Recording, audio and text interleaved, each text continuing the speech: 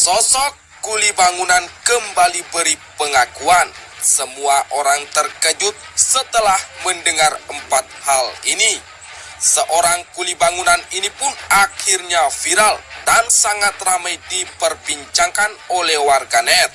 Bagaimana tidak, usai mendengar Ferdi Sambo menerima vonis hukuman mati atas kasus pembunuhan berencana terhadap ajudannya sendiri, yakni Brigadir Yosua Huta Barat. Sosok kuli bangunan ini akhirnya berani bicara. Seorang kuli bangunan ini adalah salah satu mantan narapidana pada kasus kebakaran gudang Kejaksaan Agung yang terjadi pada tanggal 22 Agustus 2022 lalu. Diketahui jika pada kasus kebakaran gudang Kejaksaan Agung tersebut, Ferdi Sambo adalah sebagai ketua penyidiknya.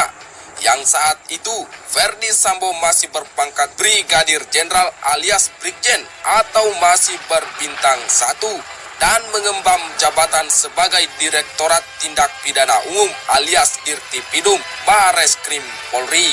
Adapun pada kasus kebakaran Kejaksaan Agung melibatkan 8 orang tersangka, 5 diantaranya yakni buruh bangunan. Lalu bagaimanakah fakta yang sebenarnya dari pengakuan seorang kuli bangunan yang dijadikan tersangka dalam kasus kebakaran tersebut? Dan 4 hal apa yang dibongkarnya? Ikuti terus berita ini sampai selesai. Oke, tak usah basa-basi, langsung saja kita ke inti beritanya. Mantan Kadif Propam Ferdi Sambo akhirnya divonis mati. Majelis Hakim di Pengadilan Negeri Jakarta Selatan yang mengendali kasus pembunuhan Yosua Huta Barat atau Brigadir J menilai bahwa Ferdi Sambo terbukti secara sah serta meyakinkan melakukan tindak pidana pembunuhan berencana terhadap ajudannya sendiri, yaitu Brigadir J.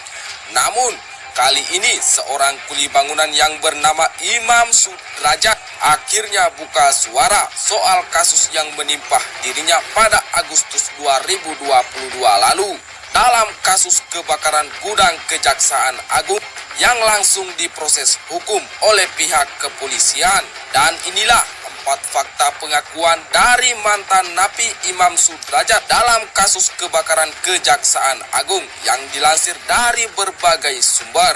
1. Imam Sudrajat mempertanyakan barang bukti. Dirinya pun sempat mempertanyakan soal barang bukti saat kebakaran Kejaksaan Agung tersebut. Salah satunya barang bukti yaitu rokok. Imam Sudrajat berkata bahwa rokok yang ditampilkan pada saat persidangan masih terbungkus dengan sangat rapi serta tidak terbakar api. Yah, janggalnya itu saja, apinya dari mana? Sedangkan pekerjaan kita tidak ada yang berhubungan dengan api dan listrik, kata Imam Sudrajat. Yang kedua, Imam Sudrajat ditetapkan tersangka. Pada kebakaran gudang Kejaksaan Agung, Imam Sudrajat ditetapkan menjadi tersangka, di mana Imam Sudrajat tak sendiri. Ada 4 orang rekan kerjanya pun ikut ditetapkan menjadi tersangka yang berinisial T, H, K, dan K.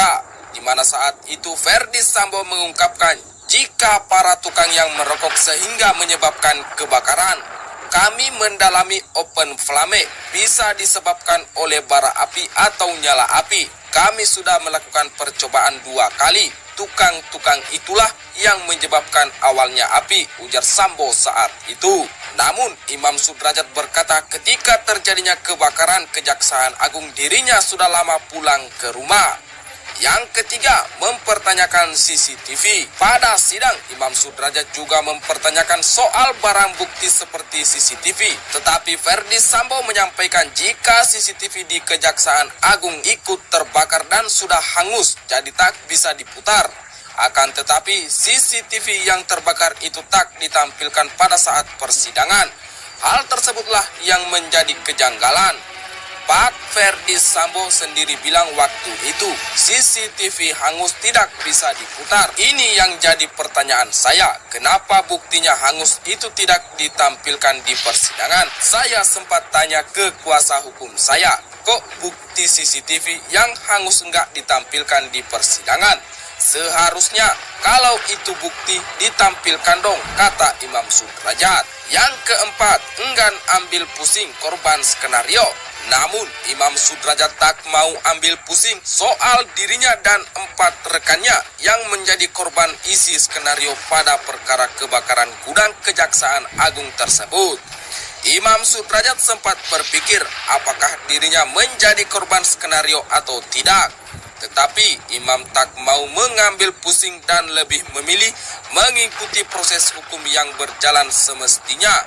Imam Sudrajat hanya mengetahui jika dirinya diputuskan bersalah dan harus menjalani hukuman. Tanggapannya gimana disebut menjadi korban skenario Verdi Sambo dalam kasus kebakaran gudang Kejaksaan Agung? Ya, biasa saja, karena sudah lewat, saya sudah jalani hukuman sesuai yang diputuskan persidangan. Nggak ada perasaan apa-apa. Saya nggak tahu kasus itu rekayasa atau apa. Yang saya tahu saya diputus bersalah, saya jalani, ungkap Imam Sudrajat. Bagaimana menurut kalian? Silakan cantumkan di kolom komentar.